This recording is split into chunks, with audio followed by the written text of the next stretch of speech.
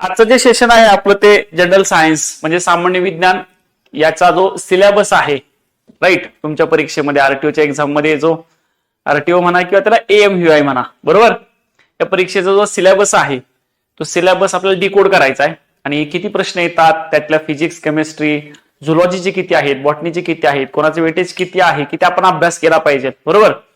Yes, त्याची strategy म्हणूयात आपण, इंट्रोडक्शन म्हणूयात, कशा स्वरूपाचे क्वेश्चन्स येतात, फॅक्च्युअल क्वेश्चन कशा आहेत, कन्सेप्च्युअल क्वेश्चन किती येतात, कन्सेप्च्युअल क्वेश्चन साठी काय केलं पाहिजे, फॅक्च्युअल जो डाटा विचारला जातो त्यासाठी काय केलं पाहिजे, राईट. यस, या सगळ्या प्रश्नांचा आपल्याला आजच्या सेशन मध्ये बोलायचे. मी सगळ्या गोष्टी सुरुवातीला सांगेल आणि त्यानंतर जर तुमचा जो काही डाऊट असेल, समजा मी जो काही सांगितले त्याच्या व्यतिरिक्त तुम्हाला जे काही डाऊट आहेत जनरल सायन्स या सब्जेक्टच्या संदर्भात 100% ते मला विचारा. पण ऑलमोस्ट सुरुवातीला मी डाऊट विचारत नाही तुम्हाला, रिझन कारण मी जे सांगणार आहे राईट त्याच्यामध्ये ऑलमोस्ट तुमचे सगळे डाऊट क्लिअर होतील. सिलेबस काय आहे, जनरल सायन्स साठी मी कोणते बुक यूज केले पाहिजेत, बरोबर, राईट. यस, तर सगळ्या गोष्टींची इन्फॉर्मेशन मिळेल. सो लाईव्ह असणारे विद्यार्थ्यांनी एकदा थंब द्या, मग आपण स्टार्ट करूया. जे लाईव्ह आहेत त्यांनी एकदा थंब द्या, मग आपण बॅचला सुरुवात करूयात. Okay, very good. समोरची स्लाइड पाहिल्यानंतर तुमच्या लक्षात येते आरटीओ एएमव्हीआय मेन्स 2026, बरोबर, जनरल सायन्स, बरोबर का, 1 सेशन आणि फुल क्लॅरिटी अशा स्वरूपात त्याला कोडिंग दिलेलं आहे. त्या रिझन याच्या मागचं आहे की मुळात तुम्हाला सिलेबस प्रॉपर माहित नाहीये, बरोबर की नाही. यस, आणि मग कोणत्याही परीक्षेचा अभ्यास करत असताना सगळ्यात महत्वाची गोष्ट आहे की आपल्याला सिलेबस माहिती असला पाहिजे. म्हणजे याच्या आधी जर तुम्ही एखाद्या सक्सेस झालेल्या विद्यार्थ्याचा म्हणजे जो आरटीओ झालाय किंवा जो सिलेक्ट झालाय अशा विद्यार्थ्याचा जर व्हिडिओ पाहिला, एखाद्या लेक्चर किंवा त्याचं एखादं लेक्चर पाहिलं, तर तो 2 गोष्टी तुम्हाला प्रामुख्याने सांगतो. यस, त्यातला सगळ्यात पहिली गोष्ट की प्रॉपर सिलेबस माहिती असला पाहिजे. सेकंड थिंग तो सांगतो की पीवायक्यूचा अनालिसिस आपलं प्रॉपर पाहिजे. पीवायक्यू म्हणजे प्रिव्हियस इयर क्वेश्चन, राईट. मग ते काय गरजेचं आहे ते सुद्धा आपल्याला इथं बोलायचंय, करेक्ट. ओके, सो बघा, ऑलरेडी ही सगळी बेसिक इन्फॉर्मेशन आहे जी ऑलमोस्ट तुम्हाला माहिती असणार आहे, पण जे डायरेक्ट जनरल सायन्सच्या लेक्चरला आलेत त्यांच्यासाठी इन्फॉर्मेशन आहे. जनरल सायन्स त्याच्यामध्ये जो आपला भाग आहे त्याच्या बाबतीत आपल्याला बघायचंय. पण एकूण जो पेपर आहे तो टोटल नंबर ऑफ क्वेश्चन 100 आहेत, गुण सुद्धा 100च आहेत. दर्जा जो आहे त्याचा तो कशाचा आहे, डिग्री लेवलचा आहे, लक्षात घ्या. मराठी आणि इंग्लिश अशा दोन्ही माध्यमामध्ये म्हणजे बायलिंग्युअल अशा स्वरूपात हा पेपर होतो. ड्युरेशन 1 तासाचा आहे आणि कशा प्रकारचे क्वेश्चन्स आहेत तर जे रिटर्न वगैरे म्हणतो आपण ते राज्यसेवा मेन्सला आहे. इथं सध्या ऑब्जेक्टिव्ह आहे, लक्षात घ्या. निगेटिव्ह मार्किंग आहे का, तर येस ऑब्विसली निगेटिव्ह मार्किंग आहे. 1:4 म्हणजे 25% निगेटिव्ह मार्किंग आहे. 4 प्रश्न चुकले की आपला 1 गुण काय होतो, मायनस होतो. ओके, हे सगळं तुम्हाला बेसिक इन्फॉर्मेशन आहे सगळी याची, बरोबर. यस, सगळ्यात महत्वाचा जो आहे तो सिलेबस. म्हणजे तुम्ही एमपीएससीच्या वेबसाईटला जर गेला आणि तुम्ही सिलेबस जर टाकला ग्रुप सीचा, ज्याच्या अंतर्गत आपली पोस्ट येते, त्या ग्रुप सीचा जर सिलेबस पाहिला तर त्या सिलेबस मध्ये हा 6 नंबरचा पॉइंट आहे. कोणता आहे, जनरल सायन्स, त्याला आपण सामान्य विज्ञान असं म्हणतो, बरोबर आहे. यस, पण तसं पाहिलं तर ते नाव दिले सामान्य विज्ञान पण ते असामान्य असं आहे. मुळात का सांगतो त्याच्या मागचं बघा. म्हणजे इथे जर तुम्ही गेला तर तुम्हाला एक सब्जेक्ट दिसतोय, कोणता आहे, फिजिक्स. सेकंड कोण दिसतोय, chemistry. Third one zoology. Fourth one botany आणि फिफ्थ वन कोणता आहे, हायजीन. मुळात हे 5 वेगळे सब्जेक्ट आहेत. म्हणजे तुम्ही 11वी 12वीला स्वतंत्र फिजिक्स, केमिस्ट्री, झुलॉजी, बॉटनी, हायजीनचा अभ्यास केला असेल. 11वी 12वीला बायोलॉजी मध्ये झुलॉजी, बॉटनी, हायजीन असे 3 भाग येतात, पण फिजिक्स वेगळं आहे, केमिस्ट्री वेगळं आहे. डिग्री लेवलला जर तुम्ही गेला तर झुलॉजी वेगळं होते, बॉटनी वेगळं होतं, हायजीन वेगळं होते, बरोबर. म्हणजे तुम्हाला इथं जे दिसत आहेत हे ऍक्च्युली स्वतंत्र सब्जेक्ट आहेत, कळते. फर्स्ट फिजिक्स आहे, केमिस्ट्री आहे, झुलॉजी आहे, बॉटनी आहे, हायजीन आहे. हे 5 सब्जेक्ट एकत्र करून त्याला एक सब्जेक्टचं नाव दिले. काय नाव दिले, जनरल सायन्स. म्हणजे काय, सामान्य विज्ञान. या अर्थाने मी म्हटलंय ते सामान्य विज्ञान नाव दिले पण ते असामान्य. आणि सगळ्यात महत्वाचा मुद्दा काय आहे, तुम्ही इथे या बघा.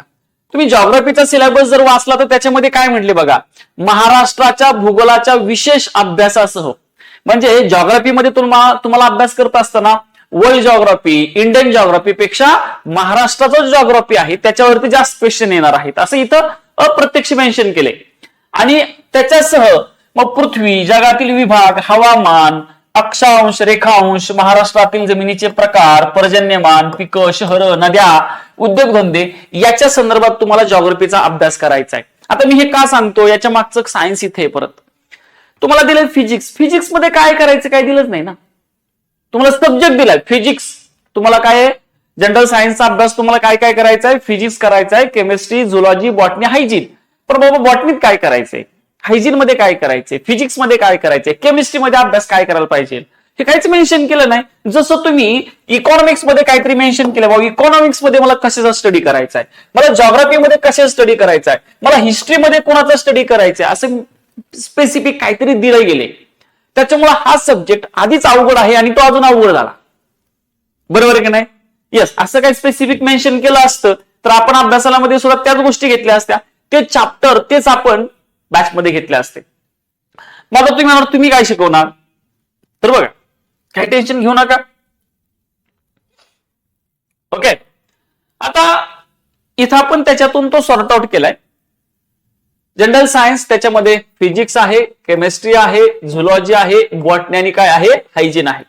याच्यात नक्की काय अभ्यास करायचा, आता हे कसं काय ठरवायचं, तर बघा काही टेन्शन घेऊ नका. साधारणतः 2025 मध्ये जसा आयोगाने सिलेबस थोडासा म्हणजे एमपीएससी मध्ये आपण म्हणूयात चेंजेस झाले, काय झाले चेंजेस, तसं याच्या आधी कधी झालते माहितीये का, 2012. कधी झालते, 2012. मग आपण काय केलेलं आहे, 2012 पासून ते अगदी आजपर्यंत म्हणजे 2000 आता आपण म्हणूयात 26, अजून कोणती 26 मध्ये एक्झाम झाली नाहीये कंबाईनची वगैरे, पण 2012 पासून आजपर्यंत राज्यसेवा आणि कंबाईनला ज्या ज्या ठिकाणी सायन्स हा सब्जेक्ट आहे ते सगळे प्रश्न आपण काय केलेले आहेत, पहिल्यांदा सेक्शन वाईज वेगळे केलेत. कसे केलेत, जे काय पीवायक्यू म्हणून, पीवायक्यू म्हणजे प्रिव्हियस इयर क्वेश्चन्स जे आधी आयोगाने विचारलेत कधीपासून 2012 पासून ते टिल 2026 पर्यंत, हे सगळे प्रिव्हियस इयर क्वेश्चन्स आपण काय केले, फर्स्ट पॉइंट काय केलेला आहे तर ते सेक्शन वाईज काय केले आहे, सेपरेट केले. सेक्शन वाईज म्हणजे कोणतं सेक्शन, त्याच्यामध्ये फिजिक्स आहे, केमिस्ट्री आहे, झुलॉजी आहे, बॉटनी आहे आणि काय हायजीन, असे 5 सेक्शन आहेत ज्याला मिळून जनरल सायन्स असं नाव दिले. आणि मग त्या परत सेक्शन मध्ये मी काय केलं, सेक्शन वाईज नंतर केलं तर टॉपिक वाईज सेपरेट केलं. त्याला कसं केलं, टॉपिक वाईज, की लाईक बाबा आता माझ्याकडे कोण आहे, फिजिक्स आहे, कोण आहे फिजिक्स. मग त्या फिजिक्स मध्ये कोणकोणते टॉपिक्स आहेत ज्यावर त्या आयोगाने वारंवार प्रश्न विचारलेत, कळतंय, किंवा कमी जास्त प्रमाणात प्रश्न विचारलेत, असे मी कसे काय केलं, टॉपिक वाईज सेपरेट केले. म्हणजे मी सिलेबस कुठून तयार केलाय, आपल्याला परीक्षा कोणाची द्यायची, आयोगाची, बरोबर आहे. मग आयोगाने आजपर्यंत कोणते प्रश्न विचारलेत, बाबा या सेक्शन मध्ये फिजिक्स मध्ये प्रश्न आलाय, मग फिजिक्स मध्ये कोणत्या टॉपिकचा आहे, तर तो साऊंड चॅप्टरचा आहे का, लाईट चॅप्टरचा आहे का, इलेक्ट्रिसिटी चॅप्टरचा आहे, मॅग्नेटिझम आहे का, क्वांटिटी वरती क्वेश्चन आलाय का, हीट वरती क्वेश्चन आलाय का, तर ते इथं आपण सेपरेट केले. म्हणजे मी काय केले काम कळते का तुम्हाला दिलेला आयोगाने जो काही मेन्शन केलेला सिलेबस आहे ना तो प्रॉपर नाहीये, म्हणजे जस्ट सब्जेक्टची नावं दिल्यासारखं दिलेले आहेत. मग त्याच्यात काय नक्की करायचं आपण, बरोबर. यस, बऱ्याचशा विद्यार्थ्यांना हे समजायला वेळ जातो आणि हे समजेपर्यंत परीक्षा जवळ आलेली असते, बरोबर बरोबर की नाही. यस, ऑनलाईनचे विद्यार्थी कमेंट करत राहा. सो आता हा सिलेबस काय आहे तो आपल्याला बघायचा आहे. सेक्शन वाईज जायचं आता आपल्याला. सगळ्यात पहिल्यांदा सेक्शन कोणतं घेतलं होतं आपण, फिजिक्स. मग फिजिक्स मध्ये कोणकोणते टॉपिक्स आहेत ज्याच्यावर त्या आयोगाने प्रश्न विचारले. ओके, सो त्यातला सगळ्यात महत्वाचा चॅप्टर आहे साऊंड. तुम्ही कोणतीही परीक्षा घ्या, तुम्ही घ्या मेन्स घ्या, जिथं जिथं जनरल सायन्स सब्जेक्ट आहे ना तिथं तिथं मित्रांनो कायमस्वरूपी साऊंड, फिजिक्स मधल्या साऊंड चॅप्टरवरती क्वेश्चन विचारलाय. ओके, सेकंड चॅप्टर आहे लाईट, प्रकाश. थर्ड वन आहे mirror and lens. Fourth one आहे इलेक्ट्रिसिटी. फिफ्थ वन आहे मित्रांनो रेडिओ ऍक्टिव्हिटी. ओके, जिथं अल्फा बीटा गॅमाचा अभ्यास करायचा आपल्याला. 6-1 चॅप्टर आहे आपला क्वांटिटी. क्वांटिटीचं मेजरमेंट कसं करतात, लाईक फोर्स, ठीक नाही, ग्रॅव्हिटेशन, प्रेशर, डेन्सिटी, मास, ऍक्सिलरेशन, मोमेंटम, या सगळ्या कोण आहेत, क्वांटिटी आहेत. मग त्या क्वांटिटीच्या आधारावरती क्वेश्चन्स या ठिकाणी. मग त्या क्वांटिटीच्या आपण छोटे छोटे चॅप्टर्स केलेले आहेत ज्यांचं एकमेकाचं काहीतरी रिलेशन आहे. सुरुवातीला क्वांटिटी मेजरमेंट कळते का, त्याचा अभ्यास करायचा. एमकेएस सीजीएस युनिट काय प्रकार असतात, एफपीएस युनिट काय प्रकार असतो, क्वांटिटीचं मेजरमेंट करत असताना बेसिक काय पकडलं जातं, बरोबर आहे. यस, तर ते सगळं आपल्याला इथं डिटेलमध्ये बघायचंय. ओके, देन याच्या क्वांटिटीचं मेजरमेंट झाल्यानंतर याच्यातल्या ज्या क्वांटिटी आहेत त्या क्वांटिटीमध्ये स्पीड, वेलॉसिटी कळते, त्यानंतर ऍक्सिलरेशन, मोमेंटम अँड मोशन हा एक चॅप्टर आहे. त्याच्यानंतर जर गेलो आपण तर मास आहे, वेट आहे अँड डेन्सिटी हा एक चॅप्टर आहे. ओके, देन 9 चॅप्टर जर पाहिला तर त्याच्यामध्ये आहे force, gravitation and pressure. Okay, then 10th नंबरचा चॅप्टर जर पाहिला, ओके, त्यामध्ये वर्क आहे, एनर्जी आहे अँड पॉवर. ओके, या सगळ्या क्वांटिटीज आहेत बरं का. Speed, velocity, acceleration, momentum. मी ह्या सगळ्या मांडत असताना हे सगळ्या बरोबर इन्क्रीजिंग ऑर्डरने मांडलेत. म्हणजे तुम्हाला अभ्यास करताना सोपा कसा करता येईल याचा प्रयत्न 100% केलाय. फॉर एक्झाम्पल सांगतो तुम्हाला, बघा पॉवर माहिती का, पॉवरचा फॉर्म्युला काय असतो, P = W/T. पॉवर = काय, वर्क अपॉन टाइम, बरोबर.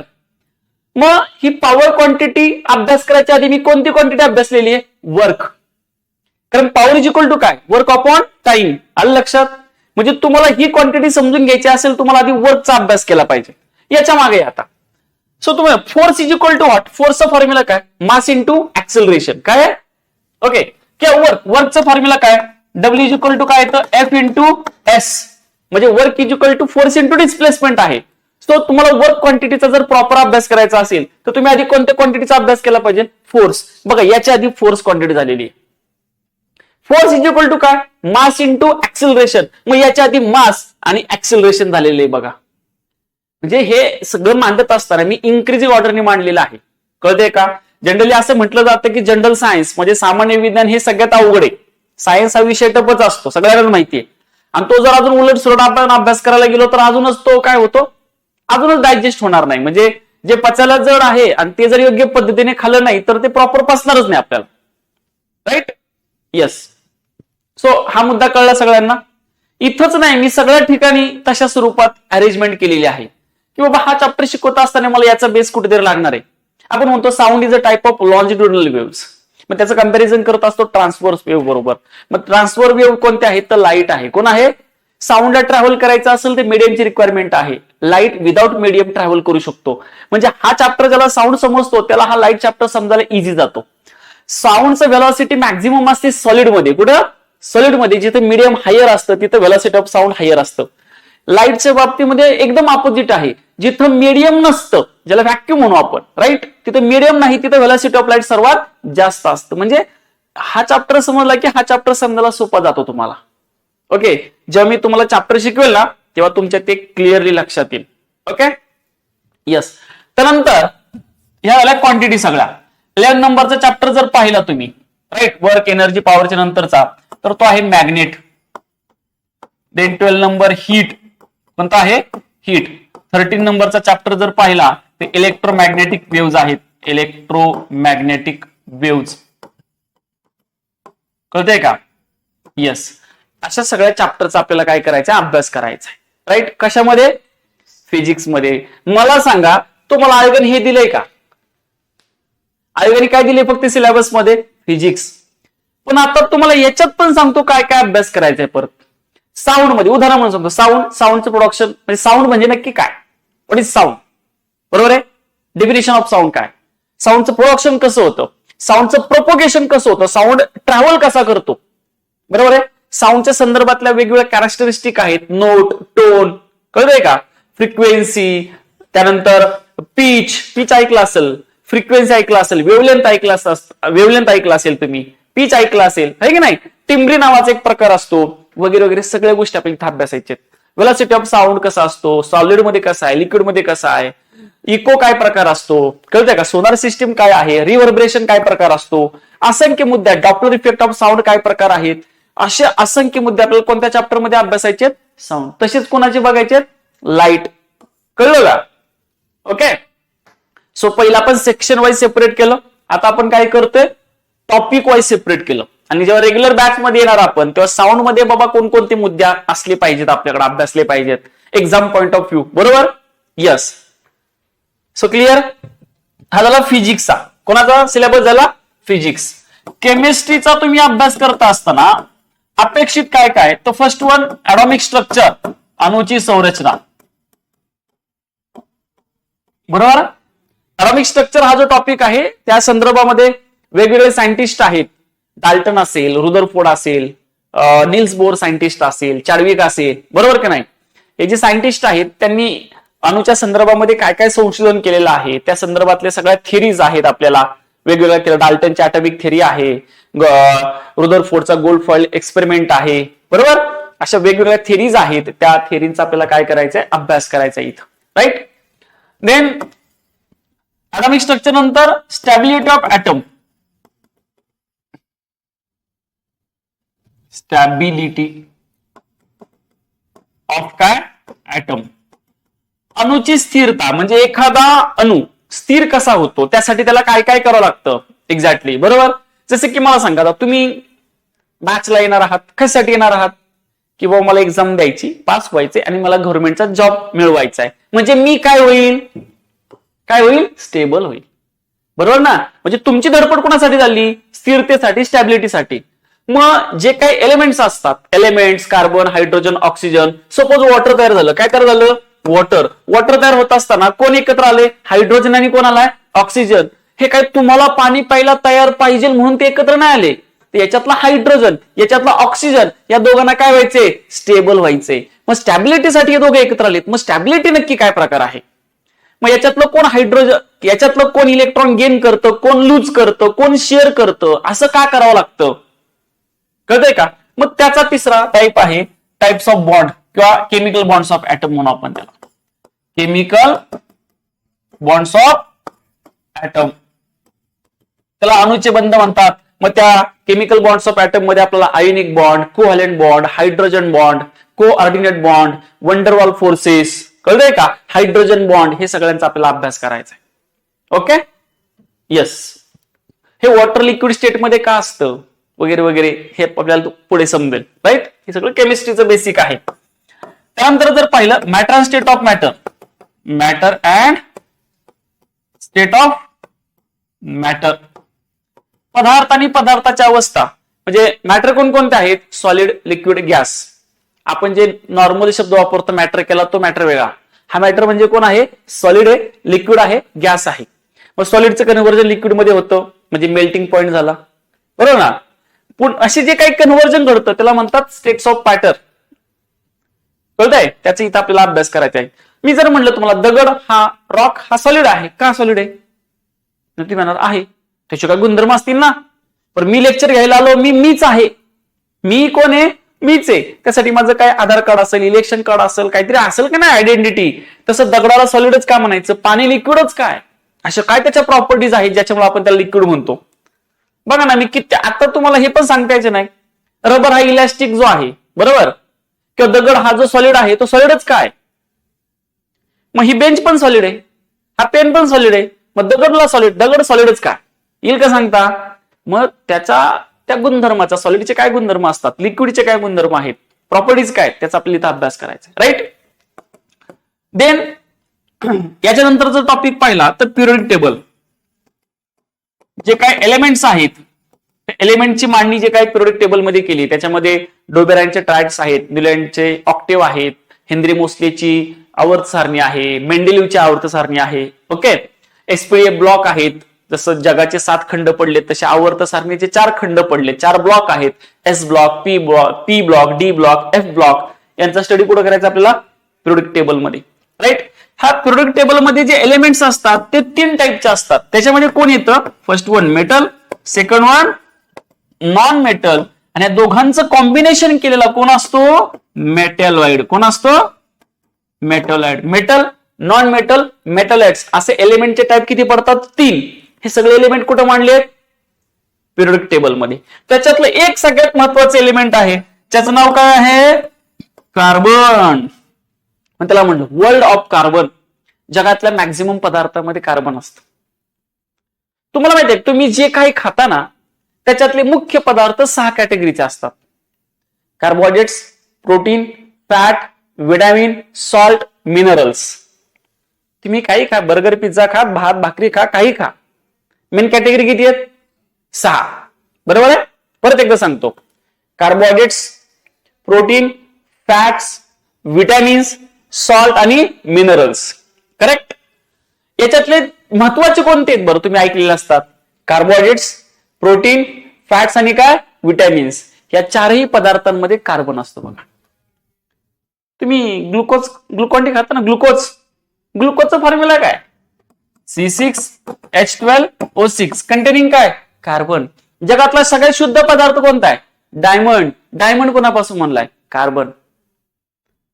कोळसा कोणापासून म्हणलाय? कार्बन. लाकूड कोणापासून म्हणले? कार्बन. पॉलिथिन, प्लास्टिक कोणापासून म्हणले? पॉलिथिन म्हणजे पॉलिइथिलीन. पॉलिइथिलीन मध्ये कोण आहे? कार्बन आहे. जगातल्या मॅक्झिमम पदार्थांमध्ये कोण आहे? कार्बन. तो तसा का असतो? याचे मागचे सायंटिफिक कारण आहेत. कार्बन मध्ये मल्टिपल बॉन्ड्स ऑफ ऍटम नावाचा एक प्रकार असतो. कळते का? कार्बन हा लॉंगेस्ट चेन फॉर्म करू शकतो. तुम्ही ऐकलं असेल तुमच्यापैकी ethane, methane, propane, butane, pentane, hexane, heptane, octane, nonane, decane, dodecane असं लाखोनी कार्बन एकमेकाला अटॅच होऊ शकतात आणि एव्हरी टाइम नवीन कंपाऊंड तयार होतो. सो नंबर ऑफ कंपाऊंड्स हे मॅक्झिमम कोणाचे पॉसिबल आहेत? कार्बनचे. Okay, yes. त्याच्यानंतर हे जे काही पिरियोडिक टेबल मध्ये हे जे एलिमेंट्स आहेत 3 प्रकारचे, त्यातलं महत्वाचं कोणतं बघितलं आपण? 1. मग ह्या मेटल नॉन मेटल मध्ये काय घडतील? Chemical reactions. काय घडतील? Chemical reaction. लक्षात घ्या, केमिकल रिॲक्शन. बरोबर आहे? केमिकल रिॲक्शन समजा आता ऍसिड आणि बेस मध्ये केमिकल रिॲक्शन घडली, तो कोण तयार होईल? सॉल्ट आणि वॉटर. ऍसिड तयार व्हायचं असेल, सपोज ऍसिड म्हणजे तुम्हाला कोणतं माहिती आहे? Hydrochloric acid.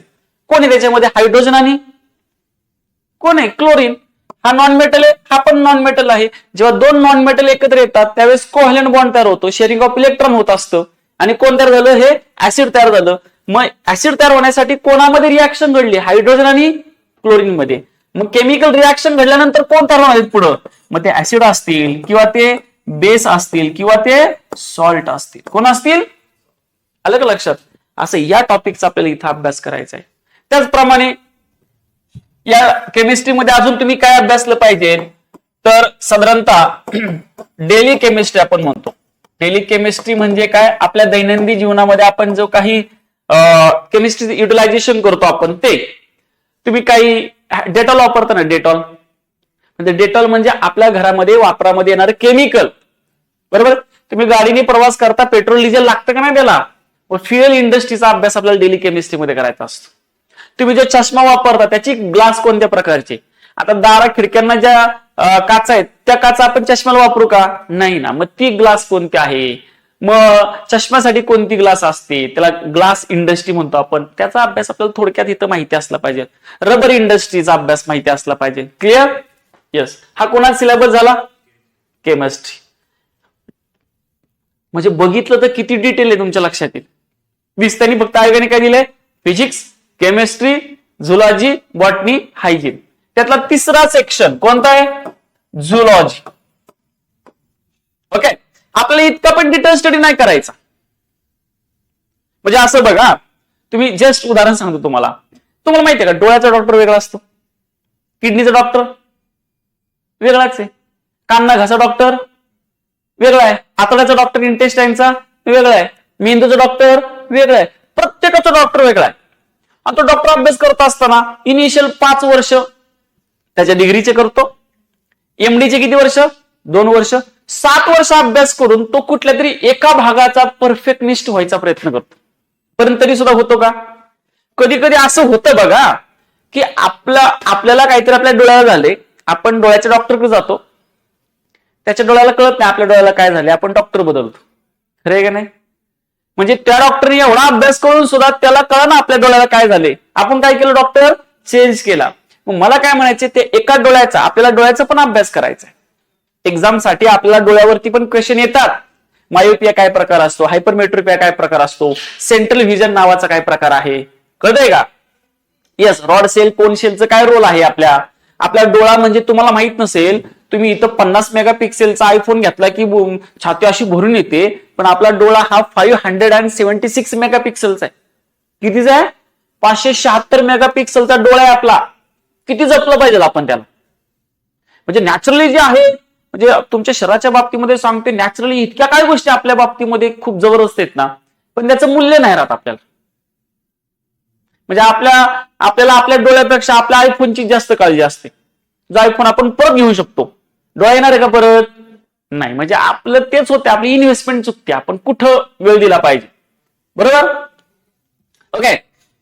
झुलॉजी मध्ये, म्हणून मी जाणीवपूर्वक काय सांगितलं की इथं झुलॉजी, बॉटनी, हायजीन मध्ये ना इतकं डिटेल असाल तर परत रिटर्न येणं अवघड होईल. कळतंय का?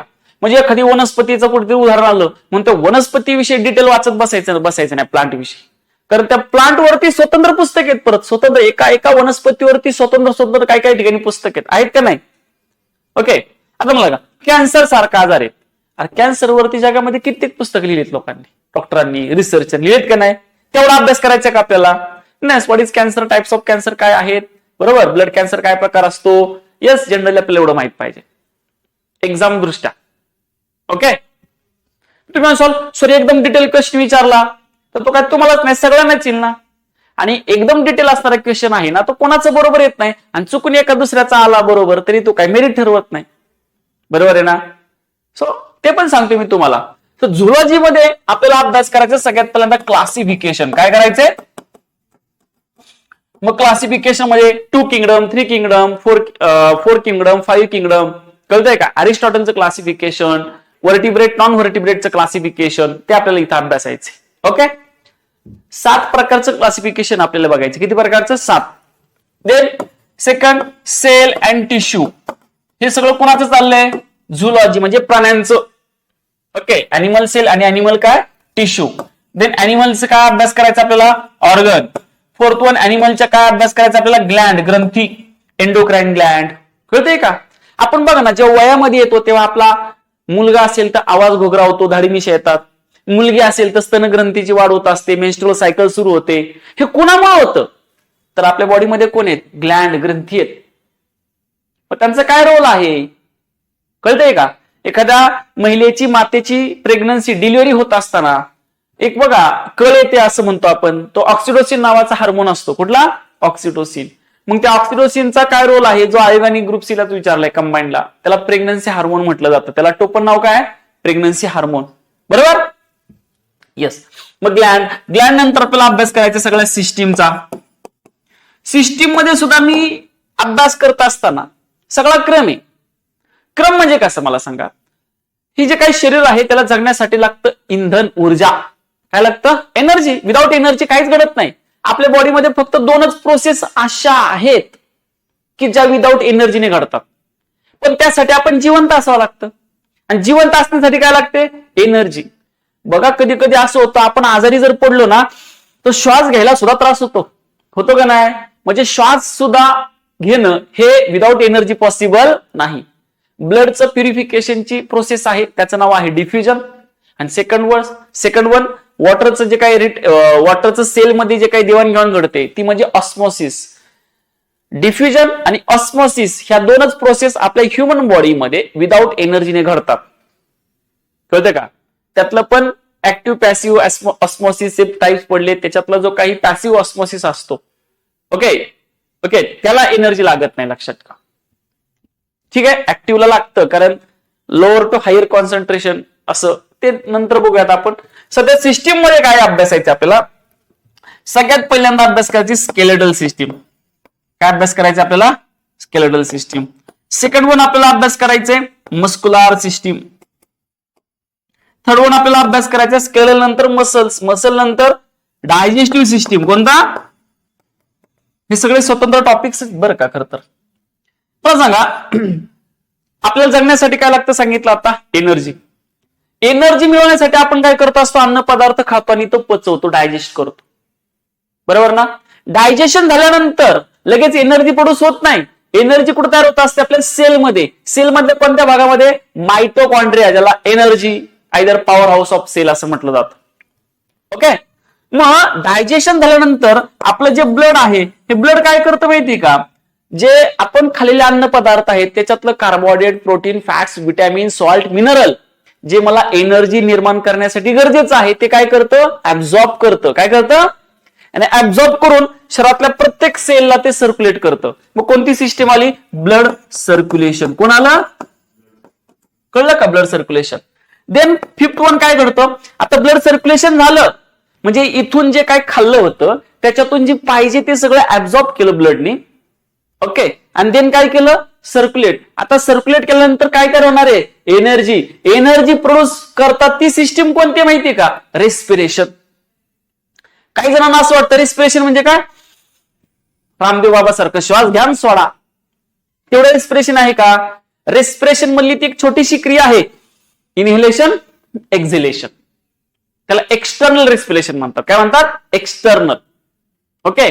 पण मूळ रेस्पिरेशनची जी प्रोसेस आहे ती एनर्जी प्रोडक्शनची प्रोसेस आहे. मग तिथं आपल्याला बघायचं रेस्पिरेटरी सिस्टीम. काय बघायचंय? Respiratory system. कळते का? सगळा क्रम आहे का नाही? मला सांगा काय खाल्लंच नाही तर ऊर्जेदार होईल का? आपण म्हणतो आता ते म्हातारं झाले, जेवायचं बंद झाले म्हणजे म्हातारं जात असते, बरोबर की नाही? याचा अर्थ काय? जर तुम्ही काही खाल्लंच नाही त्याच्यातून ब्लड ऍब्झॉर्ब काय करेल? मग पुढे एनर्जी प्रोड्यूस झाली नाही तर जगल का माणूस? नाही. सिंपल आहे. कळते? अभ्यासक्रमाने करा. आता काही जण मुलांना सोपं वाटावं म्हणून सगळ्यात पहिल्यांदा काय घेतात? Blood circulation. काही मास्टरच असे आहेत त्यांनी विज्ञान अवघड करून ठेवले. म्हणजे आधी काय कशाचा रोल आहे, बरोबर की नाही? ओके. रोल कोणाचा आहे? अरे ब्लड सर्क्युलेशन कधी घडतं? तो डायजेशन कम्प्लीट होतं त्याच्या नंतर. पण काही विद्यार्थ्यांना इंटरेस्ट असतो ब्लड माझं पॉझिटिव्ह आहे, निगेटिव्ह आहे, माझा हा ब्लड ग्रुप आहे, तो ब्लड ग्रुप आहे. ऐकायला छान वाटतं. पण शेवटी जेव्हा एक्झाम होते, रिझल्ट येत नाही आपला, तेव्हा मग आपल्याला कळतं यस आपण हा अभ्यास केला पण तो प्रॉपर वेने नाही केला, बरोबर? मुळात मी नेहमी सांगत असतो अभ्यास करणं ही सायन्सच्या दृष्ट्या सगळ्या म्हणजे सरासरी कोणालाही न आवडणारी प्रोसेस आहे. तुम्हाला मला सांगा बरं, उद्या म्हणलं चला असाच अभ्यास करा, आयुष्यात गोष्टी जाणून घ्यायच्यात म्हणून अभ्यास करा, तुम्हाला पोस्ट बीच काय मिळणार नाही, करसाल का? नाही ना. तुम्हाला पोस्ट मिळवायची म्हणून अभ्यास करताय. म्हणजे अभ्यास करणं हे आपल्याला आवडतं का? नाही. असं सायन्सच सांगतं बरं का. मी सांगते बघा. पण मग तो एक तर आधीच तो बोरिंग भाग आहे अभ्यास करणं. त्याच्यात जर तुम्ही उलटा सुलटा अभ्यास केला तर तो अजून पचायला डायजेस्ट व्हायला जड जाईल, बरोबर आहे की नाही? येस. सो त्या क्रमाने आता मी जे खाल्लं त्याच्यातून जे पाहिजे ते ब्लडने काय केलं? ऍब्झॉर्ब केलं. नंतर ते काय केलं? सर्क्युलेट केलं. त्याच्यापासून काय तर झाली? एनर्जी, बरोबर? आता जे खाल्लं त्याच्यातून पाहिजे ते काढून घेतलं, पण जे लागत नाही त्याचं काय करायचं? म्हणजे तुम्ही समजा एक भाकरी खाली आणि एवढा भात खाला, मग एका भाकरीमधून त्याला समजा एक भाकरी म्हणजे असं पकडूयात आपण किंवा 50 ग्रॅमची भाकरी होती. किती ग्रॅम? आणि त्याच्यातून जे काही पाहिजे आपल्याला एनर्जी म्हणून त्याच्यातलं फक्त 2च ग्रॅम आहे. म्हणजे 2 ग्रॅम काय करणार ब्लड? का सगळी भाकरीच ऍब्झॉर्ब करणार? नाही ना. भाकरीमध्ये कार्बोहायड्रेट आहे तेच ऍब्झॉर्ब करेल. मग 48 ग्रॅम कोण झाला? वेस्टेज. कोण? मग हे वेस्टेज शरीराच्या काय करायचं?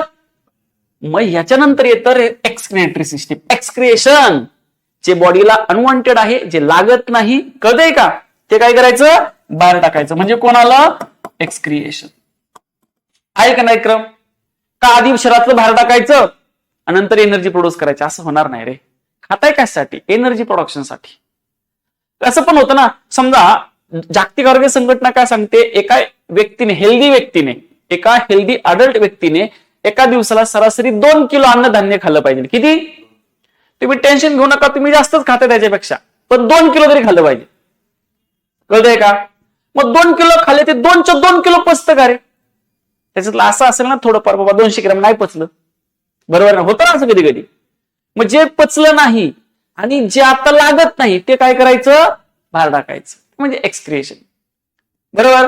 तुमच्या बॉडीमध्ये ह्या सगळ्या प्रोसेस घडत असताना काही वेस्ट तयार होतं, waste, ammonia, urea, uric acid, हे टॉक्सिक आहेत जे आपल्या लघवीतून बाहेर पडतं. कुठून बाहेर पडत असतं, लघवीतून, लक्षात ठेवा. त्याचा इथं आपल्याला अभ्यास करायचा आहे, एक्सक्रिएशन. काय, एक्सक्रिएशन, राईट.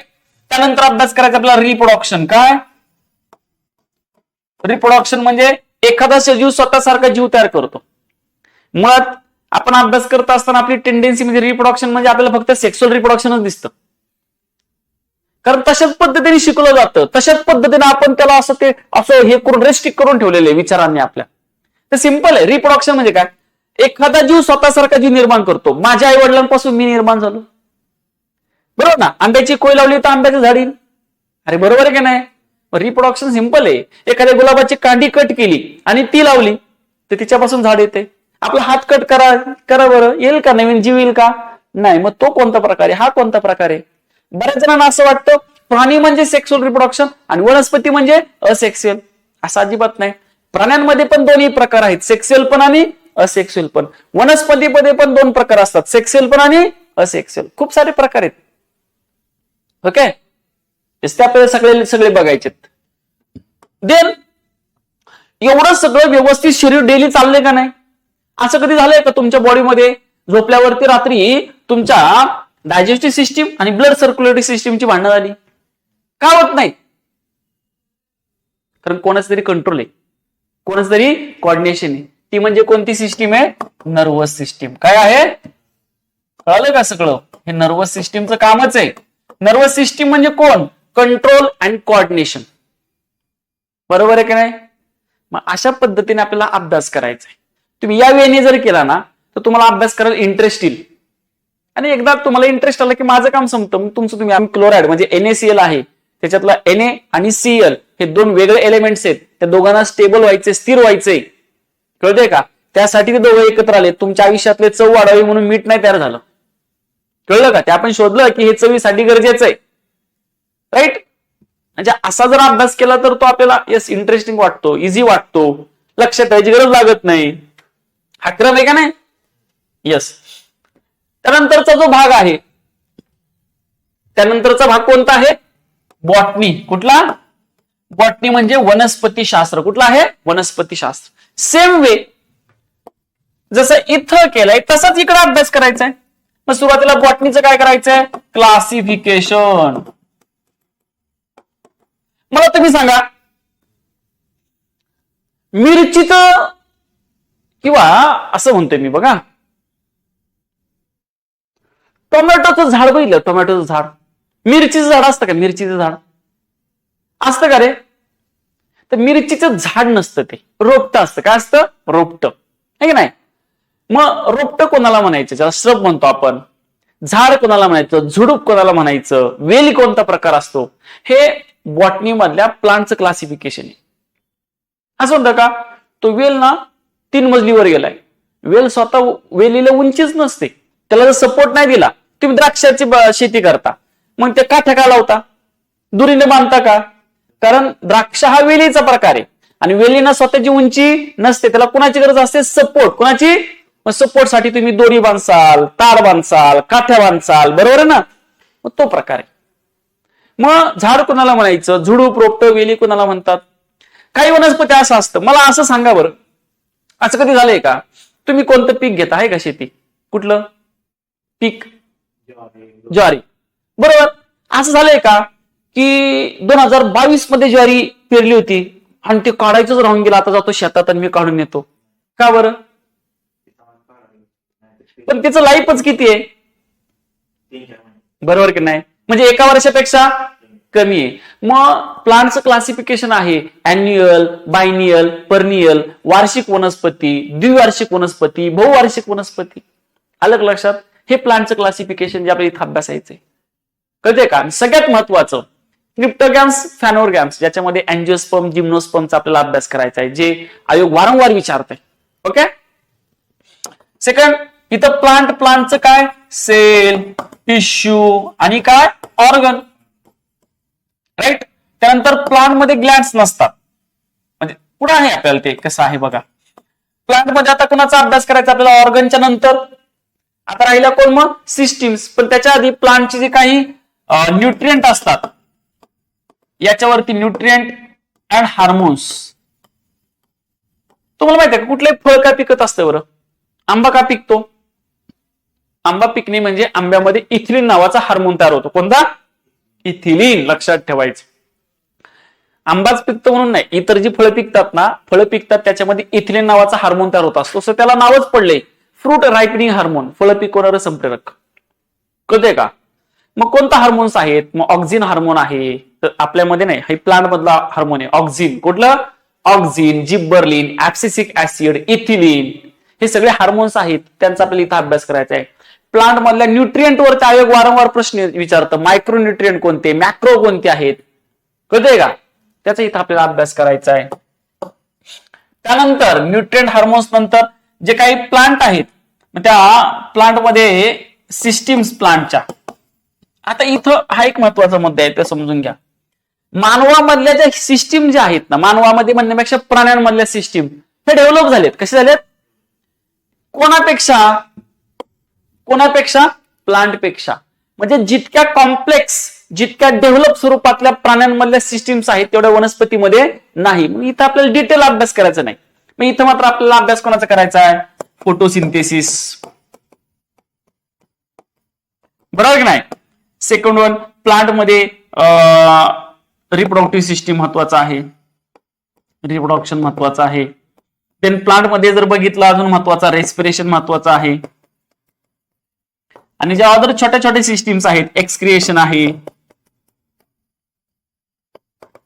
वॅस्क्युलर सिस्टीम आहे, त्यानंतर ट्रान्सपोर्ट सिस्टीम आहे. कळतंय का? इथं पण कंट्रोल कोऑर्डिनेशनची सिस्टीम आहे. कंट्रोल आणि काय कोऑर्डिनेशन यांचा सुद्धा काय करायचं आपल्याला इथं अभ्यास करायचा. Okay, yes. त्यानंतर काही शेवटी आपल्याला इथं 5th नंबर म्हणून आपण जे प्लांट डिसीजेस आहेत, प्लांट अँड क्रॉप डिसीजेस, म्हणजे वनस्पती आणि पिकांवरती, फळांवरती पडणारे काही आजार. मग ते काही फंगल डिसीज असतील, काही व्हायरल डिसीज असतील, काही बॅक्टेरियल डिसीज असतील, त्यांचे पॉझिटिव्ह एजंट काय आहेत, कळते. आणि इन शॉर्ट मध्ये त्याची काय बाबा सोल्युशन काय त्यासाठी, बाबा आता ह्या पिकावरती हा आजार पडलाय, मग काय करावं लागेल? ते पीक तसंच जाऊन द्यायचं का? नाही ना. ओके, थोडक्यात हा एक चॅप्टर इथं बघायचा आहे, राईट. आणि सिस्टीमच्या अंतर्गत ह्या 7 सिस्टीम आपल्याला अभ्यासायचे. शेवटचा मुद्दा कोणता राहिला? बोला, हायजीन. कुठला राहिलाय? Hygiene, right. हायजीन म्हणजे आरोग्यशास्त्र. त्या आरोग्यशास्त्रामध्ये आपल्याला WHO, ऑनलाईनचे विद्यार्थी आवाज क्लिअर येतोय? अविनाश, विकी, रोहित, अनिरुद्ध, तेजस, श्रेया, विश्वास, बोला बोला बोला, चला.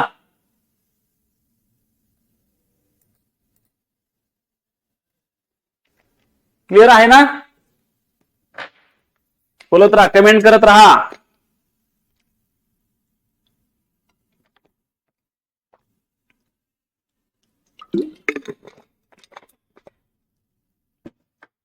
Okay, very good.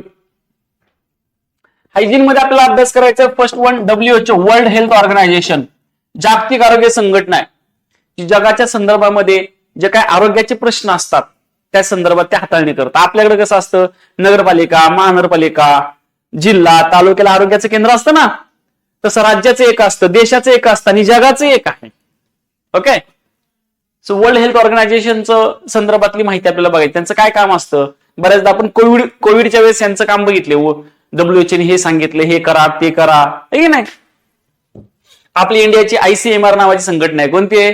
ICMR. तशी जगाची कोण आहे? WHO. कळतंय का? WHO आपल्या इंडियाच्या ICMR ला गाईडलाईन देणार. ते प्रत्येक राज्यातलं परत जिल्ह्याला गाईडलाईन येते त्या आरोग्याच्या संदर्भातली. ओके, देन आपल्याला अभ्यास करायचा आहे इथं न्यूट्रिएंट. कळतंय का? मुळात आपण आजारी का पडतो सांगा बरं? किंवा आपण आजारी पडल्यानंतर डॉक्टरकडे प्रश्न विचारतात, काय खाल्लं होतं, बाहेरचं काय खाल्लं का, कुठं प्रवास केलता का, बरोबर की नाही? म्हणजे खाणं आणि काय म्हणू आपण, वातावरण, याचा इफेक्ट आपल्या हेल्थवरती होतो आणि आपण आजारी पडत असतो. बरोबर आहे की नाही? येस. आता केमिकल युक्त भाज्या खाल्ल्या तर कॅन्सर होईलच की. सिंपल आहे ना? ओके. मग न्यूट्रिएंट जे आहे त्याचा अभ्यास करायचा. त्याच्यामध्ये आपल्याला carbohydrates, protein, fats, vitamin, salt, mineral यांचा डिटेल अभ्यास करायचा आहे. ओके. येस. त्यानंतर तिसरा जो मुद्दा आहे लसीकरण म्हणजे इम्युनायझेशन. मग काही काही लसी अशा असतात की आपल्याला लहानपणी पोलिओ झालेला नसतो तरी पण पोलिओची लस देतात. का बरं? पोलिओ होऊ नये म्हणून. बरोबर ना? म्हणजे लसीकरण म्हणजे immunisation it's a preventive measure. काय आहे? प्रिव्हेन्शन आहे. काय ते? प्रिव्हेन्शन आहे. बरोबर की नाही? पण अशा पण काही लस आहेत की ज्या झाल्याच्या नंतर पण देतात. आता आपण कोविडची लस कशासाठी घेतली? कोविड होऊ नये म्हणून, प्रिकॉशनरी आहे की नाही? पण चिकन पॉक्सची लस कधी घेतात? झाल्याच्या नंतर, कांजण्या झाल्याच्या नंतर त्याची लस दिली जाते. ओके. मग काय प्रकार आहे बाबा? लसीकरण का केलं जातं? का करणं गरजेचं आहे? कोणत्या लसी घेतल्या पाहिजेत? गव्हर्नमेंट काय सांगतं? कोणत्या लस आपण घेतली पाहिजे? कोणत्या कधी घेतली पाहिजे? बरोबर? जन्मजात कोणती लस घेतली पाहिजे? आयोगाचा क्वेश्चन आहे. आणि नुसती लस घेतली पाहिजे असं नाही, ती लस कुठून घेतली पाहिजे ते सुद्धा आयोगाने रूट विचारलाय. रूट, साइट ऑफ ऍक्शन पण विचारलं. आता पोलिओची लस काय आपल्याला इंजेक्शन देतात का? मग पोलिओची लस काय करतात? ओरली. कशी देतात? तोंडामार्फत दिली जाते. मग डर्मल रूट काय असतो? सुपरफेशियल रूट काय आहे? कळते का? मस्कुलार. हे सगळे आपल्याला या अंतर्गत अभ्यासायचे. त्यानंतर टाइप्स ऑफ डिसीजेस, रोगाचे प्रकार असतात. मला असं सांगा बरं, तुम्ही कधी ऐकलंय का एका व्यक्तीला मागच्या 15 वर्षापासून झालाय मलेरिया झालेला आहे? का बरं? कारण मलेरिया हा ऍक्यूट डिसीज आहे. तो काही दिवसांपुरता असतो. एवढा दिवस तो कधीच राहत नाही. तो एक तर मरून जाईल पेशंट. पण असं ऐकलं असेल ना की ते आमचे काका आहेत, त्यांना ना 15 वर्षापासून शुगर आहे बरं का. ऐकलंय का? बरोबर ना? म्हणजे शुगर म्हणजे डायबेटिक म्हणू आपण त्याला, डायबिटीस म्हणूयात. हा कोणता डिसीज आहे? तो क्रोनिक डिसीज आहे. कसा आहे? ऍक्यूट क्रोनिक, ड्युरेशन नुसार दोन टाईप पडले. काही व्हायरस पासून होतात त्याला म्हणतात व्हायरल डिसीजेस. बॅक्टेरिया पासून झाले तर बॅक्टेरियल डिसीजेस. प्रोटोझोआ पासून झाले तर प्रोटोझोल डिसीजेस. कळलं का? तो झाला रोगजंतू कोणता आहे त्याच्यानुसार असणारा टाईप. काही अशा आजार असतात, काही एरिया पुरते असतात. पॅन्डेमिक, इपिडेमिक, कळतं का? एंडेमिक, वर्ल्ड वाईड पसरतात, ते पॅन्डेमिक असतात. फक्त एखाद्या लिमिटेड एरिया पुरते असतात, ते एंडेमिक असतात. कशा असतात? एंडेमिक. मग टाइप्स ऑफ डिसीजेस जे आहेत ते आपल्या इथं अभ्यासायचे. देन आपल्यासाठी सगळ्यात महत्वाचं आहे viral, bacterial and fungal diseases. काय? हे 3 महत्वाचे आहेत आपल्यासाठी. याच्यावरती जास्त प्रश्न येतात. साइड बाय साइड त्याच्याबरोबर जर पाहिलं तर हेल्मेंथिस अँड प्रोटोझोल डिसीज. बऱ्याच जणांना हे माहिती असतं की मलेरिया हा डासामुळे होतो, पण डास नाही. मलेरिया हा प्लाझ्मोडियम नावाचा प्रोटोझोआ गटातला प्राणी. कोणता? प्लाझ्मोडियम. आणि तो प्लाझ्मोडियम नावाचा प्राणी डास चावल्यानंतर आपल्या शरीरामध्ये येतो, नंतर मलेरिया होतो. म्हणजे डास हा फक्त व्हेक्टर आहे. व्हेक्टर म्हणजे कळतं ना? कॅरियर आहे. नुसतं डास चावला तर मलेरिया होत नाही रे. डास चावल्यानंतर हा जर प्रोटोझोआ नावाचा प्राणी आहे त्याच्यातला, त्याचे पण 4 स्पेसीज असतात मलेरियाच्या. कळते का? प्लाझ्मोडियम फॅल्सिफॅरम, प्लाझ्मोडियम मलेरी, प्लाझ्मोडियम ओव्हेल आणि प्लाझ्मोडियम व्हायवॅक्स. अशा किती स्पेसीज आहेत त्याच्या? 4. लक्षात ठेवा. ज्यावर त्या आयोगाने कंबाईंड क्वेश्चन विचारला. ओके. त्याचा अभ्यास करायचा आहे. त्यानंतर काही सेल डिसीजेस आहेत. सेल डिसीजेस तुम्ही ऐकले असतील. Sickle cell anaemia. Cancer is a type of cell disease. Cancer मध्ये काय होतं? Unwanted extra growth of cell होत असते. Okay. Cell, then nutritional diseases,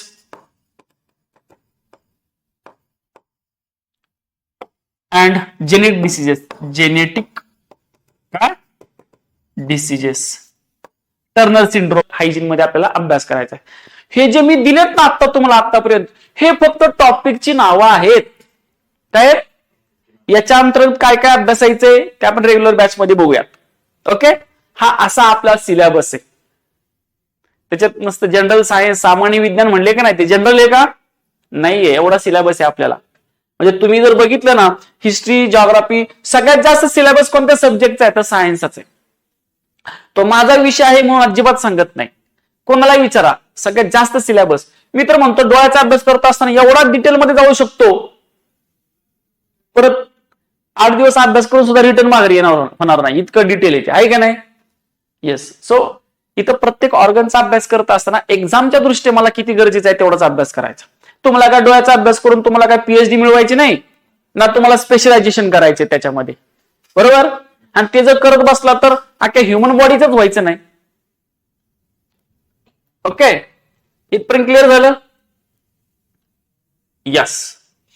चला, आतापर्यंत काय पाहिलं आपण? फक्त आणि फक्त सिलेबस. काय बघितला? Syllabus, right? ओके, आपली जी परीक्षा आहे आरटीओची, ही कोणाच्या अंतर्गत येते? कंबाईन काय? ग्रुप सी च्या अंतर्गत येते, बरोबर? तर टोटल क्वेश्चन्स किती आहेत? 100. त्याच्यापैकी प्रीला सायन्सचे क्वेश्चन्स किती असतात? अरे बोला, 15. आणि मेन्सला किती असतात? 12. पण तुमचा जो मेन्सचा जो सिलेबस आहे तो कसा आहे? वेगळा आहे ना आरटीओचा. ओके, जनरल ग्रुप सी सारखा नाहीये. ग्रुप सी मध्ये तुम्हाला फक्त प्रीच आहे, मेन्स तुमचा वेगळा आहे, बरोबर का नाही? यस. मग या 15 क्वेश्चन्स मध्ये कोणाचे किती सेक्शन वाईज मार्क्स येतात? सेक्शन जर पाहिले तर 5 पकडले जातात, पण मूळ 3. त्याच्यामध्ये कोणता सेक्शन येतो? फिजिक्स, केमिस्ट्री आणि कोणता? बायोलॉजी. या बायोलॉजी मध्ये कोण येतं? झुलॉजी, बॉटनी आणि कोण? हायजीन. कळतंय का? टोटल नंबर ऑफ क्वेश्चन किती आहेत? कोणत्या विषयाचे? General science. टोटल क्वेश्चन किती आहेत? 100. त्याच्यातले सायन्सचे क्वेश्चन किती आहेत? 15. म्हणजे 15% वेटेज आहे, लक्षात ठेवा. फिजिक्सचे क्वेश्चन किती येतात? 15 पैकी 3 ते 4 क्वेश्चन. हे मी आजपर्यंत आलेल्या ग्रुप सी च्या परीक्षेवरनी, ग्रुप बी च्या परीक्षेवरनी सांगतो. ओके. त्यानंतर केमिस्ट्री सुद्धा 3 to किती? 4. 3 आणि 3 किती आले? 6. राहिले किती? 9. बरोबर ना? आणि 4 आणि 4 किती होतात? 8. राहिले किती? 7. म्हणजे साधारणतः इथं 9 ते 10 क्वेश्चन्स बायोलॉजीचे येऊ शकतात.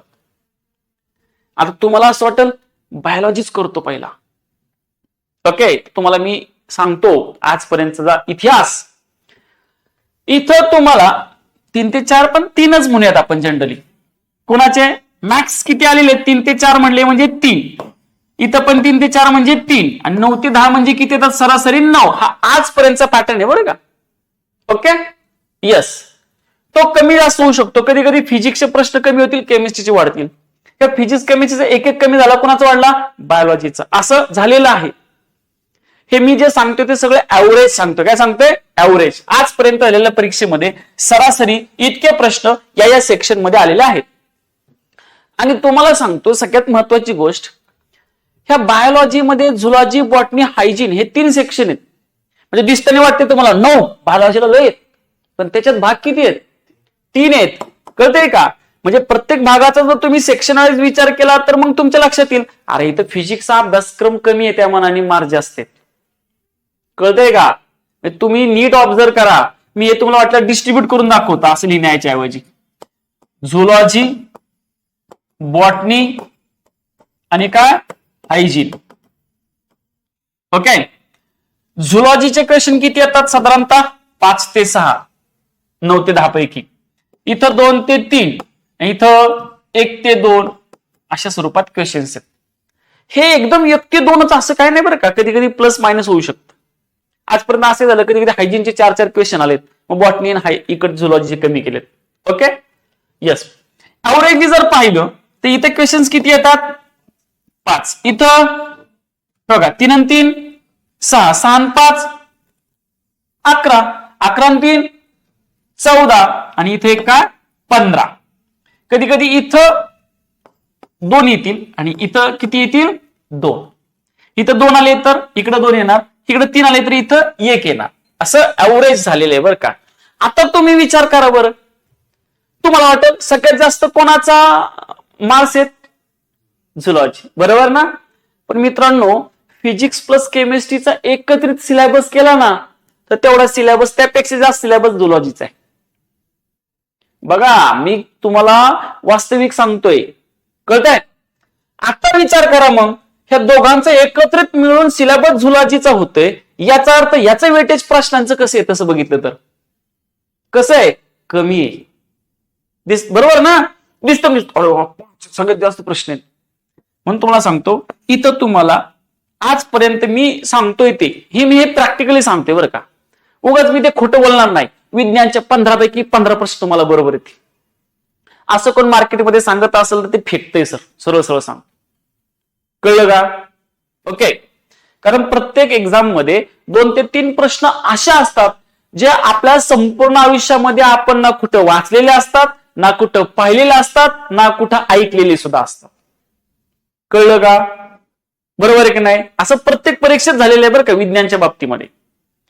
आपल्याला एवढे लागतच नाहीत ना, आपलं मेरिट लागतंय ना 100 पैकी 50-55, म्हणजे प्रत्येक विषयामध्ये 50 ते 55% घ्यायचे आपल्याला. मग 15 पैकी तुमचे 15 पैकी 55% म्हणजे 8 होतात. किती होतात? एवढं तर तुम्हाला 100% मिळवतात. जर मी जेवढं सांगतोय तेवढा जर तुम्ही अभ्यास केला ना तर 100% तुम्हाला 10+10-11 पर्यंत पोहोचता येतील. कळलं का? नाही, काही जण असा विचार करतील, एखादा मास्तर 15 पैकी 15 सांगते म्हणजे तिथं 12-13 येतील, हे मास्तर सांगते आणि 11-12 सांगते म्हणजे इथं 8-9 येतील. मी खरं सांगते तो खोटं सांगते, एवढाच फरक आहे. ऍक्सेप्ट तुम्हाला करायचे. कळते का? आणि निस्त मार्क्स येतील हे बुम बुम बसून काय उपयोग नाही रे. रियालिटी स्वीकारा, तुम्ही स्पर्धा परीक्षेचा अभ्यास करताय. ओके. म्हणजे तो सांगताना खोटं सांगून तुम्हाला फक्त हे करतोय काय, ऍडमिशन घ्यावं, तुम्ही असं करावं, आणि परीक्षा झाल्यानंतर मग तुम्ही काय म्हणणार, तेच मास्तर खरं सांगत होत. बरोबर ना? येस.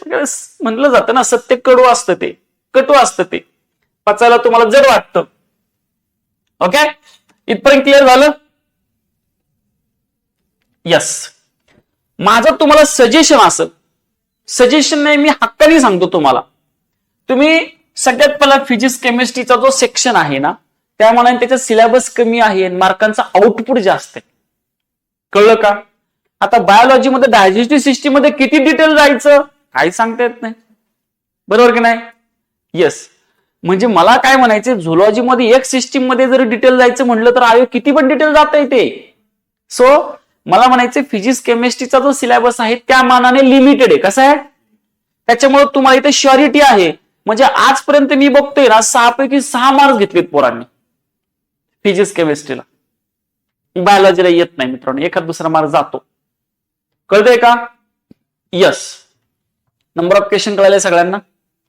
आता हे जे क्वेश्चन्स असतात ना ते 2 टाईपचे क्वेश्चन. किती आहेत आपल्याला? 15चे. किती आहेत? 15. पण त्या क्वेश्चनचं जर तुम्ही बायफर्गेशन केलं तर तुम्हाला 2 टाईपचे क्वेश्चन सापडतात. एक फॅक्च्युअल आणि दुसरा कोणता आहे? कन्सेप्च्युअल. कसा आहे? कन्सेप्च्युअल. फॅक्च्युअल म्हणजे काय? हु डिस्कवर्ड इलेक्ट्रॉन? इलेक्ट्रॉनचा शोध कोणी लावला? कमेंट करा, माहितीये कोणाला? इलेक्ट्रॉनचा शोध कोणी लावला? मी तर नाही लावला, आहे की नाही?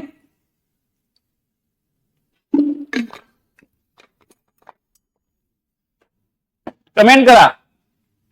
जे थॉम्सन कोणता सायंटिस्ट आहे?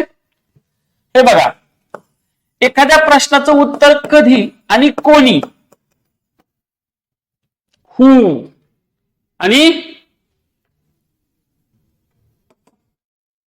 हाऊ मेनी वगैरे वगैरे जे असतात ना ते सगळे प्रश्न म्हणजे काय? फॅक्च्युअल. कसे असतात? फॅक्च्युअल. तुम्हाला विचारलं how many nutrient of plants, तो आन्सर येणार 17. किती? त्याच्यात 2 टाइप्स पडलेत, मायक्रोन्यूट्रिएंट आणि काय? मॅक्रोन्यूट्रिएंट. म्हणजे तो फॅक्च्युअल आहे. But why the nitrogen is necessary for plant as a nutrient? काय म्हटलं मी? Why nitrogen is necessary for plant as a nutrient. Why म्हणलं तर कोण आलं? कन्सेप्ट. का गरजेचं आहे नायट्रोजन? मला सांगा, आपण वनस्पती झाड का लावतोय? आपल्याला काय पाहिजेत? बरोबर, आपल्याला पाहिजे फळं, पिकं, उत्पादन पाहिजे. मग हे उत्पादन येण्यासाठी वनस्पतीला फुलं जास्त आली पाहिजेत. कारण फुलं जर आली तर फळं जास्त येतील, पिकं जास्त, उत्पादन जास्त येईल. मग फुलांची निर्मिती होण्यासाठी कोण गरजेचा असतो सगळ्यात जास्त? कोण? नायट्रोजन. कोण? So nitrogen is a primary nutrient for plant. वनस्पतीला सुरुवातीला जे खत टाकतात ना ते NPK नावाचं खत असतं. कोणतं? त्यातलं N फॉर कोण आहे? नायट्रोजन. म्हणजे वाय? का? का? कशासाठी? म्हणजे कोण आहे तिथं? कन्सेप्ट. वनस्पती. मला सांगा, तुम्ही 4थ्या मजल्यावरती बिल्डिंग मध्ये राहता आणि जर तिथं मोटार नसेल, मोटार, तर पाणी येईल का रे आपोआप वर 4थ्या मजल्यावरती? प्रेशर नसेल तर नाही. मग आपण काय लावतो? मोटार. मग वनस्पती सुद्धा 4थ्या मजल्यापर्यंत उंच आहेत ना, मग त्यांनी काय मोटर लावली का? पाणी वर कसं काय जातं? कसं जातं म्हटलं तर परत कोण आला? Concept. So there is a capillary action. हा कन्सेप्ट आहे. कोणता? Capillary action. समजते ना मी काय म्हणतोय? ओके. मग हे सगळे आपल्याला अभ्यास करत असताना का, कसं, कळते का? विश्वाची निर्मिती कोणी शोधली? तर त्याला आपण म्हणतो बिग बँग थेरी. ती कशी झाली? तर ती कोण आलं? कन्सेप्ट आला. काय आला? कन्सेप्ट. अशा 2 प्रकारचे प्रश्न असतात, फॅक्च्युअल आणि काय? कन्सेप्च्युअल. सरासरी कसं, का, हे या प्रश्नांची इथं उत्तर असतात. फॅक्च्युअल क्वेश्चन जर पाहिले 8 ते 9 फॅक्च्युअल क्वेश्चन्स आहेत आणि साधारणतः काय म्हणू आपण 5 ते 6 कोण असतात? कन्सेप्च्युअल. कंबाईनला. ह्याच्या उलट राज्यसेवेला असतं. राज्यसेवेला कन्सेप्च्युअल क्वेश्चन कसे असतात? नंबर ऑफ क्वेश्चन्स जास्त आहेत. कळतंय का? म्हणजे कंबाईन मध्ये फॅक्च्युअल डाटा जास्त विचारलं जातं. फॅक्च्युअल म्हणजे पाठांतराचा सरासरी. कळतंय का? किंवा प्रेग्नन्सी हार्मोन कोणाला म्हणतात? ऑक्सिडोसिन. पण त्याला प्रेग्नन्सी हार्मोन का म्हणतात असं विचारलं जातोय का सहसा? नाही. मग का म्हणतात म्हणलं असतं तर enlist the option from the काय? Enlist the option why oxytocin called as pregnancy hormone. म्हणजे हा क्वेश्चन कोणता आला? कन्सेप्च्युअल. कळतंय की नाही? वाय वाला. आणि मी विचारलं असतो the name of pregnancy hormone is, मग काय आलं असतं? फॅक्च्युअल. फॅक्ट आहे ना, प्रेग्नन्सी हार्मोन कोणाचं नाव आहे? तर ऑक्सिडोसिनचे. संपला विषय. कळलं ना? मग अशा स्वरूपातले क्वेश्चन जास्त आहेत. हा कंबाईनचाच क्वेश्चन आहे, लक्षात घ्या, जो मी सांगितला आता तो. क्लिअर? Yes, very good. तर बघा दोन्ही प्रकार कळले. मग अभ्यास करता असताना मी कन्सेप्ट सांगत असताना त्या कन्सेप्टच्या बरोबर त्याची फॅक्च्युअल माहिती पण सांगणार तुम्हाला. कळतंय का? म्हणजे नुसतं कन्सेप्ट नाही सांगणार, कन्सेप्ट बरोबर काय. आपल्याला काय PhD करायची नाही. आपल्याला काय करायचंय बाबा, आयोग जे काही क्वेश्चन विचारते फॅक्च्युअल कन्सेप्च्युअल, त्याचा मला माझ्याकडे डाटा आला पाहिजे. मला ते क्वेश्चन एक्झाम मध्ये सॉल्व्ह व्हायला पाहिजे. मग नुसतं मी कन्सेप्ट सांगत असताना जमेल का? नुसतं कन्सेप्ट बरोबर त्याची जी काही फॅक्च्युअल माहिती आहे ती सुद्धा मला अभ्यासली पाहिजे का नाही? मग साइड बाय साइड दोन्ही गोष्टींचा आपल्याला अभ्यास करायचा आहे तिथं. कळलं का? ओके. दोन्ही गोष्टी टेन्शन घेऊ नका. हा, तुम्हाला एनर्जी जास्त कन्झम्पशन इथं होणार आहे कन्सेप्ट समजायला, पण कन्सेप्ट समजला ना तर फॅक्च्युअल डाटा लक्षात ठेवणं सोपं जातं. अरे बरोबर की नाही? कन्सेप्ट जर तुम्हाला समजत असेल तर फॅक्च्युअल गोष्टी लक्षात ठेवला काय सोपं जातं. बरोबर ना? म्हणजे एखाद्याला म्हणलं असं जा, तसं जा, तसं जा, हे लक्षात ठेवणं अवघड आहे. त्यापेक्षा स्वतः प्रवास करून आला तर सांगता येते ना लगेच. फरक आहे रे. तो प्रवास म्हणजे कन्सेप्च्युअल गोष्टी आहेत. काय आहेत? कन्सेप्च्युअल. बरोबर? यस. क्लिअर? ओके. कधी कधी असं होतं, अरे यस हे मी अभ्यासलंय पण ते मला जमलं नाही. का बरं? असं का होतं? तर सायन्स मध्ये एक प्रकार असतो मित्रांनो. कोणता? Applied science. म्हणजे काय प्रकार असतो माहिती का तुम्हाला? तुम्ही जे काही शिकता ते तुम्हाला लागू करता आलं पाहिजे, अप्लाय करता आलं पाहिजे. काय करता आलं पाहिजे? अप्लाय करता आलं पाहिजे. नुसतं पाठांतर करून काय होणार नाहीये, लक्षात ठेवा. बरोबर नाही? सो ऍप्लिकेशन बेस आपल्याला अभ्यास केला पाहिजे. बरोबर की नाही? ओके. ऍप्लिकेशन बेस फिजिक्स मध्ये पण आहे, केमिस्ट्री मध्ये पण आहे, झुलॉजी मध्ये आहे, बॉटनी मध्ये आहे, सायन्स मध्येच आहे, म्हणजे सगळीकडे झाला. बरोबर? मी एक्झाम्पल घेतो किंवा काही आयोगाचे क्वेश्चन्स घेतो की तुमच्या लक्षात येईल, अरे हे सरांनी शिकवलं होतं पण हे मला का नाही जमलं. तर जे शिकवलंय ते तुम्हाला अप्लाय करायला जमलं नाही. काय करायला नाही जमलं? अप्लाय करायला जमलेलं नसतं. मग ते तुम्हाला ती सवय मी लेक्चर पासूनच लावणार आहे. कळतंय का? म्हणजे 1-2 प्रश्न सॉल्व्ह केले म्हणजे लगेच तुमच्यामध्ये ते इनपुट येणार आहे का? नाही. नंबर ऑफ क्वेश्चन्स तुम्हाला तशा स्वरूपाचे ऍप्लिकेशन बेसवरती सोडावं लागतील. तेव्हा तो रूट, तो मार्ग तुमच्या बॉडीमध्ये, तुमच्या मेंदूमध्ये क्रिएट होईल. असं असतं, असं असतं, असं असतं, तसं असतं. ही वस्तू माक्का झाली का झाली असेल? हिची मागणी वाढली असेल, का या वस्तूचा पुरवठा कमी झाला असेल, बरोबर की नाही? येस, म्हणजे हा झाला ऍप्लिकेशन बेस. ही वस्तू मागणी, ही वस्तू का महाग झाली? ही वस्तू आवडते म्हणून. हे झालं फॅक्च्युअल सांगतं. काय आलं? फॅक्च्युअल. सायन्स काय सांगतं, म्हणजे इकॉनॉमिक्स काय सांगतं? या वस्तूचा सप्लाय कमी झाला असेल किंवा या वस्तूचं डिमांड वाढली असेल, बरोबर की नाही? सो आपल्याला तसं समजून घ्यायचे सायन्स. नुसतं पाठ करून नाही जमणार रे बाबा, बरोबर ना? ओके, पाठ केलं तर आयुष्यभर पाठच करत राहावं लागेल. इलेक्ट्रॉनचा शोध कोणी लावला, कळतंय का? सो ऍप्लिकेशन बेसवरती क्वेश्चन्स कसे येतात बघा. त्यासाठी मी काय शिकवलंय आणि एक्झामला काय आलंय, म्हणजे तुमच्या लक्षात येईल, अरे हा, हे शिकवण्यात आलतं पण मला त्याच्यातून जे पाहिजे ते सॉर्ट आउट करता आलं नाही. मग ती सवय आपल्याला आधीच लागली पाहिजे की नाही? ते शिकवताना त्या गोष्टी आपल्याला माहिती असल्या पाहिजेत. सपोज मी केमिस्ट्रीचा क्वेश्चन घेतो, केमिस्ट्रीचा. त्यात आपल्याला इंडिकेटर नावाचा एक प्रकार असतो. कोणता? इंडिकेटर म्हणजे लेफ्ट राईट इंडिकेटर नाही. इंडिकेटर म्हणजे any substance which we can use to find out acid and base. म्हणजे असा कोणताही पदार्थ ज्याचा वापर करून आपण एखादा पदार्थ ऍसिडिक आहे का बेसिक आहे ते शोधतो.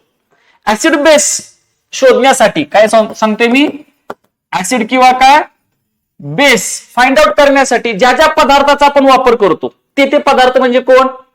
इंडिकेटर. इंडिकेटरचा मिनिंग कळलं का? असे पदार्थ, इंडिकेटर म्हणजे असा सबस्टन्स आहे ज्याचा वापर करून आपण ऍसिड आणि बेस काय करतो? शोधतो, आयडेंटिफाय करतो. कळतंय का? सपोज बघा, आता कोणकोणते इंडिकेटर आहेत माझ्याकडं. ओके, मला जेवढे आता गरजेचे आहेत तेवढे मी सांगतो. मग तो ऍसिड मध्ये आणि बेस मध्ये काय इंडिकेट करतो. सपोज माझ्याकडे आहे लिटमस पेपर. कोण आहे? Litmus paper. Litmus paper is a type of indicator. Litmus paper जर मी एखाद्या सोल्युशन मध्ये असा डीप केला, ओके, जर तो ब्ल्यूचा रेड होत असेल, कसा? तर 100% ते सोल्युशन कसं असणार आहे? Acidic. For example HCl, hydrochloric acid. जर समजा तो रेडचा जर ब्ल्यू होत असेल तर ते लिटमस पेपर रेडचा ब्ल्यू होत असेल तर 100% सोल्युशन कसं असणार आहे? बेसिक. म्हणजे मी कोणाचा वापर केला? कशासाठी? तो ऍसिडिक पदार्थ आहे का बेसिक पदार्थ शोधण्यासाठी. म्हणजे लिटमस पेपर कोण झाला? इंडिकेटर. कोण झाला? इंडिकेटर. क्लिअर? दुसरं एक्झाम्पल बघा, टर्मरिक. टर्मरिक म्हणजे हळद.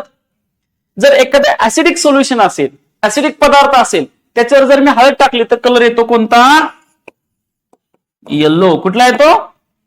किंवा हळद पिवळीच असते. पण हाच हळदीचा प्रकार, हीच हळद टर्मरिक जर मी बेस पदार्थावर टाकली तर कलर कसा येतो? रेड. कसा येतो? रेड. तुम्ही कधी मसाला टाकल्यावरती बघा, टाकल्यानंतर ते रेड होते. काय होते? रेड. ओके, इंडिकेटर कळलं. आता या प्रश्नाचा, या इंडिकेटरचा बेस घेऊन आयोगाने क्वेश्चन काय तयार केला बघा. आयोग असं म्हणले, व्हाईट शर्ट आहे. कोणता शर्ट आहे? व्हाईट कलरचं काय शर्ट आहे. त्याच्यावरती वरण सांडलं, वरण डाळ. ओके, व्हाईट शर्ट आहे त्यावरती वरण सांडले, ते साबणाने घासले. आता इथे उदाहरण पण सांगतो. काही ऍसिडिक पदार्थ कोणते मला सांगा एक्झाम्पल मध्ये. मला सांगा ऍसिडिक पदार्थ. लिंबू काय ऍसिडिक आहे? नाही. Yes or no? लिंबू आहे. अजून चिंच आहे. चिंचेमध्ये टार्टरिक ऍसिड आहे का नाही? ओके, असे टोमॅटो आहे. टोमॅटो मध्ये ऑक्झॅलिक ऍसिड आहे. बेस कोणते कोणते सांगा बरं. बेसिक पदार्थ कोणते? अमोनिया. कोण आहे? अमोनिया, NH3 हा बेसिक पदार्थ आहे. बेकिंग सोडा, वॉशिंग सोडा बेसिक पदार्थ आहे. कळतंय का? वॉशिंग सोडा, बेकिंग सोडा, कळतंय का? सोप, साबण पण कसे आहेत? बेसिक आहेत. लक्षात ठेवा. असे ऍसिडिक पण कित्येक आहेत का नाही? आता आयोगाचा क्वेश्चन काय बघा. पांढरा शर्ट आहे त्यावरती वरण सांडले, ते कशाने केलं? साबणाने घासलं, तर कोणता रंग येईल? तर कोणता रंग येईल? विच कलर अपियर असं विचारलंय. विचार करा. मी सांगितले तुम्हाला एक क्वेश्चन मध्ये. ऑनलाईन वाले कमेंट करा, व्यवस्थित प्रश्न वाचा. वरण म्हणजे काय आहे त्याच्यात?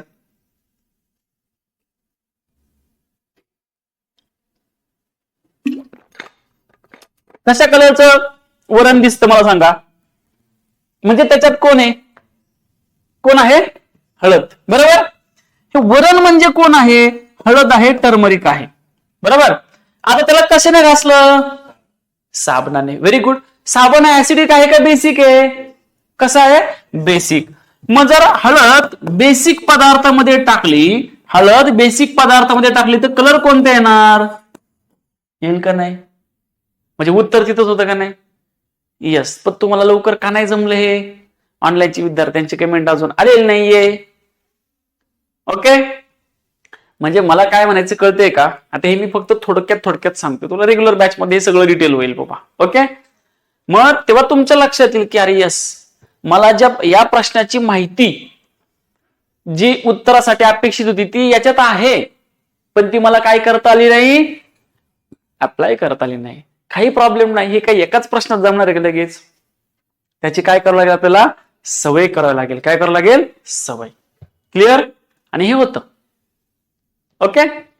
असं केमिस्ट्रीचं आहेत, असे फिजिक्सचे क्वेश्चन्स आहेत. आता फिजिक्स मध्ये असं होतं बघा, एक प्लॅनेट आहे, प्लॅनेट.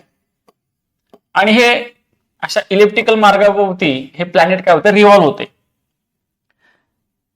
एक ग्रह हा प्लॅनेट या वर्तुळाकार मार्गाने फिरतोय आणि त्याला फिरण्यासाठी इके इतकी एनर्जी लागते. किती लागते?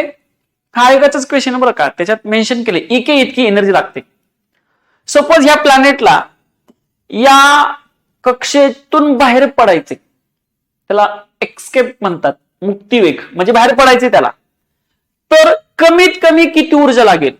How much amount of minimum amount of energy required? Question बघा काय सांगितलं. पहिला क्वेश्चन कळला का?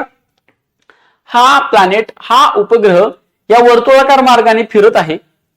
त्याला फिरण्यासाठी किती ऊर्जा लागते? इके. आणि या प्लॅनेटला काय व्हायचंय? या कक्षेतून काय व्हायचंय? ऑर्बिट मधून बाहेर पडायचंय.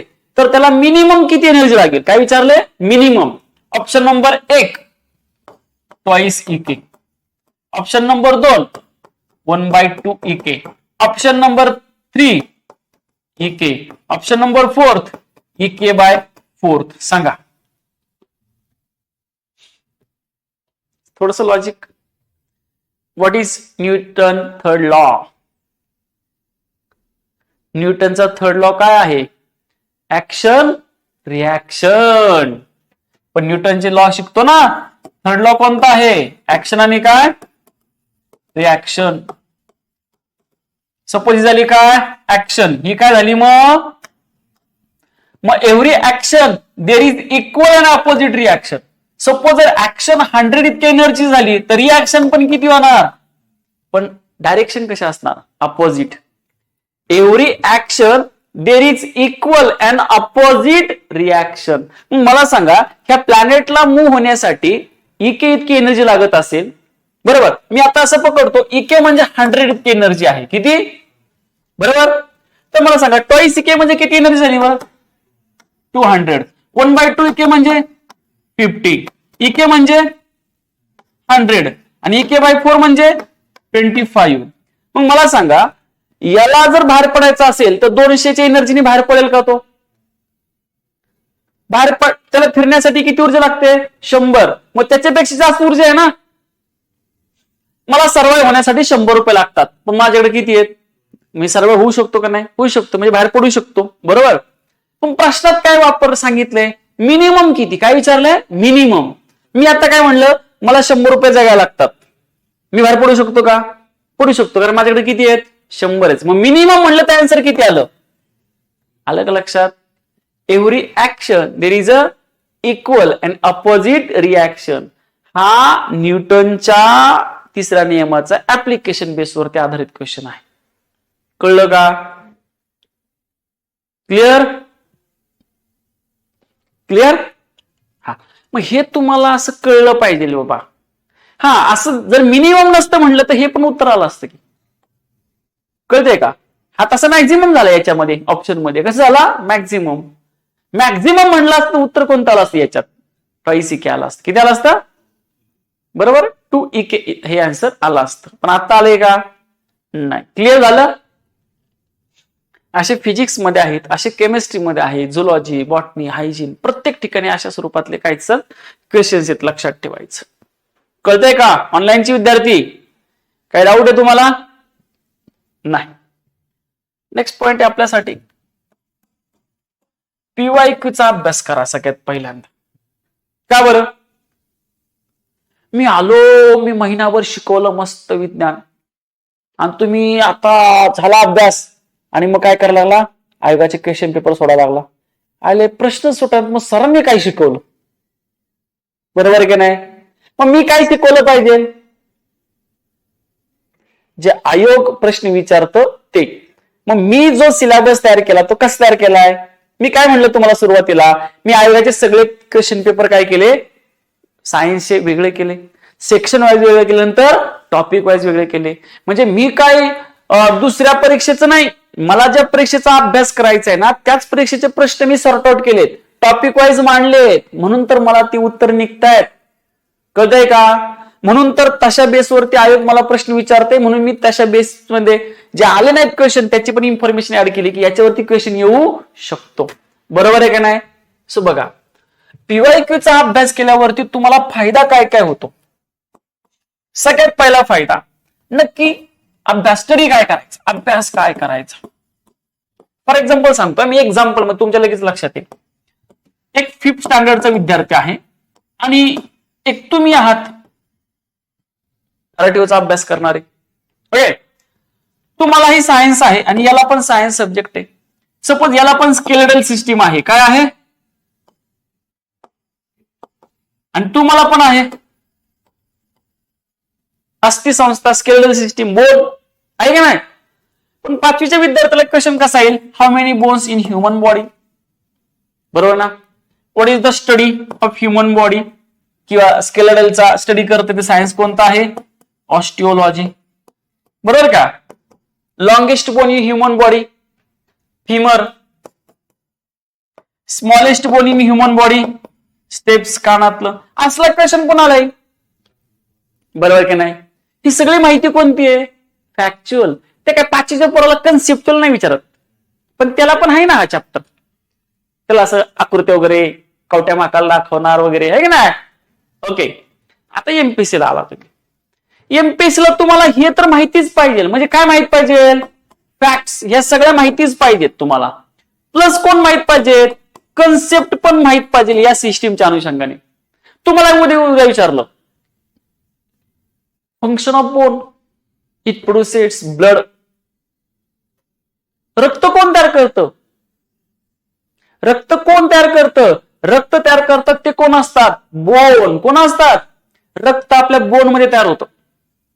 तुम्ही मटण खाता असाल बघा, ते नळी असते, नळी शिपकून खाता, मजा येते ना, त्याला नाव आहे अस्थिमज्जा, म्हणजे इंग्लिश मध्ये म्हणतात बोन मॅरो. ह्या बोन मॅरो मध्ये रक्तातल्या आरबीसी, डब्ल्यूबीसी, प्लेटलेट निर्मितीची प्रोसेस घडते. म्हणजे ब्लड कोण तयार करतं? कळलं का? कन्सेप्ट आहे का नाही? हा यांना असेल का? नाही. मग तुम्हाला क्वेश्चन होतो, स्केलेटल सिस्टीमच्या संदर्भातील खालील करेक्ट इनकरेक्ट स्टेटमेंट चूज करा. राईट? बोन्स आर, बोन्स किंवा function of bone is to produce blood. बरोबर आहे? There is total 206 bones in human body. Correct आहे का? आताच आयोगाने राज्यसेवेला प्रश्न विचारलाय. In human body there is 208 bone. Correct का इनकरेक्ट? 208 बोन्स परमनंट आहेत का? किती आहेत? 206. म्हणजे तुम्हाला मी सांगतोय की राज्यसेवेला प्रश्न आला येतो, आत्ता झालेल्या राज्यसेवेला प्रीला. म्हणजे तुम्हाला फॅक्च्युअल पण डाटा माहित पाहिजे आणि काय माहित पाहिजे? कन्सेप्च्युअल पण माहित पाहिजे. बरोबर आहे की नाही? येस. म्हणजे मी शिकवत असताना तुम्हाला हे पण सांगणार आहे, हे पण सांगणार आहे. पण मी हे का घेतलं बरं इथं? मी तुम्हाला हे सांगताना का घेतलं? कारण आयोगाने क्वेश्चन या सिस्टीमवरती विचारताना फॅक्ट पण विचारलेत आणि काय विचारलेत? कन्सेप्ट पण विचारलेत. मी 5वीला हे शिकवलं असताना त्यांना कशाला सांगेल की बोन्स जे आहेत ते ब्लड प्रोड्यूस करतात, आरबीसीचं प्रोडक्शन करतात, इरिथ्रोपोएसिस नावाची प्रोसेस घडते, डब्ल्यूबीसीचं प्रोडक्शन घडतं, लिकोपोएसिस नावाची बोनमध्ये प्रोसेस घडते, प्लेटलेट तयार होतात, थ्रोम्बोपोएसिस नावाची प्रोसेस आपल्या बोनमध्ये घडते. ह्या ब्लडच्या प्रोसेस आहेत निर्मितीच्या. कळलं का? हे मी यांना सांगत बसेल का पाचवीला? मला इथं सांगावं लागेल ना. का? कारण तशा प्रकारचे प्रश्न मला तिथं विचारलेत. मग त्यासाठी मी कशाचा अभ्यास केला पाहिजे? अरे बाबा, या टॉपिक वरती फॅक्च्युअल पण आणि कन्सेप्च्युअल पण डाटा येतो. उद्या तुम्ही फिजिक्स मध्ये गेला, इलेक्ट्रिसिटी टॉपिक आहे. कोणता आहे? इलेक्ट्रिसिटीच्या टॉपिक मध्ये थेरॉटिकल पेक्षा मॅथमॅटिकल जास्त क्वेश्चन्स आहेत. बरोबर की नाही? पण हे मला कधी कळलं? बाबा मी अभ्यास करायला लागलो, पीवायक्यू पाहिले तेव्हा इलेक्ट्रिसिटीवरती थेरॉटिकल पेक्षा ओहमच्या नियमावरती प्रश्न कमी आहेत थेरॉटिकल, पण ओहमच्या नियमाच्या equation V is equal to I R वरती मॅथमॅटिकल प्रॉब्लेम आलेत का नाही? मला तेच सांगायचंय. हे तुम्हाला पीवायक्यूचा स्टडी केला तर कळणार आहे की बाबा यस, मी केलाय तो स्टडी योग्य आहे का, किंवा मला काय अभ्यास केला पाहिजे. समजा तुम्ही एखाद्या एमपीसीचं पुस्तक अभ्यासताय आणि त्याच्यामध्ये फक्त एवढीच असलीच इन्फॉर्मेशन आहे, तुम्हाला छान छान वाटणार. वाह, 206 bones, osteology, largest bone, smallest bone, झालं. परीक्षेत प्रश्न आल्यावर कळते लार्जेस्ट नाही, स्मॉलेस्ट नाही, इथे विचारलंय ब्लड प्रोडक्शन करते. बरोबर आहे ना? म्हणजे तुम्हाला स्टडी सोर्स बुक कोणतं युटिलाइज करायचं हे कशावर ठरवणार तुम्ही? जे आयोगाचे पीवायक्यू आलेत त्याच्यातल्या मॅक्झिमम प्रश्नांची उत्तर त्या पुस्तकात मिळत आहेत का? बरोबर आहे ना? म्हणजे पहिला फायदा काय झाला? स्टडी म्हणजे अभ्यास नक्की काय करायचा. बरोबर का रे? नक्की काय करायचा तर मला एमपीएससीचे प्रश्न सुटले पाहिजेत. 2, मी स्टडी सोर्स कोणता चूज करायचा. स्टडी सोर्स कोणता चूज करायचा? मला जो वाचला छान वाटतो तो, मला वाचायला छान वाटतो तो नाही, मला आयोगाच्या मॅक्झिमम प्रश्नांची उत्तर जो देऊ शकतो तो स्टडी सोर्स मला युटिलाइज करायचा. बरोबर आहे? मग त्याच्यामध्ये फॅक्च्युअल पण असेल आणि कन्सेप्च्युअल पण माहिती असणार आहे. बरोबर नाही? जे रिपीट क्वेश्चन असतात, रिपीट म्हणजे क्लासेसचे रिपीट नाही म्हणते मी, कुणाचे म्हणतोय? आयोगाचे क्वेश्चन्स. प्रत्येक सेक्शन मध्ये ऑलमोस्ट 2% क्वेश्चन रिपीट होतात. रिपीटचं टाइप्स आहेत परत, डायरेक्ट रिपीट आणि काय इनडायरेक्ट रिपीट. कळतंय का? डायरेक्ट रिपीट बघा, आता आयोगाने प्रश्न विचारलाय ब्रॉन्झ. काय विचारलाय?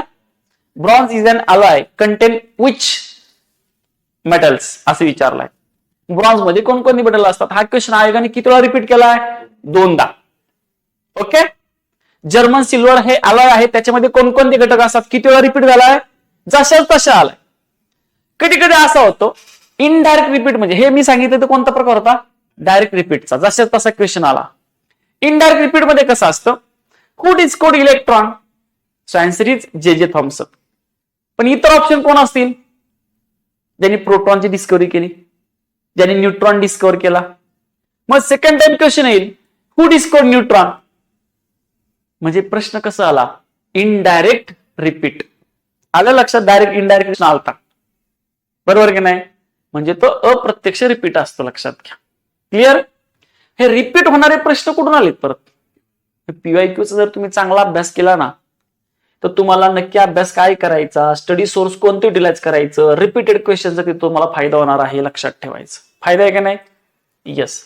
सो सायन्स हे डिफिकल्ट जरी असलं ना तरी आपल्याला काय रॉकेट सायन्स नाहीये, आपल्याला काय जनरल सायन्स. एक सामान्य व्यक्ती म्हणून, सामान्य विद्यार्थी म्हणून मला विज्ञानाच्या बाबतीमध्ये काय गोष्टी माहित पाहिजेत.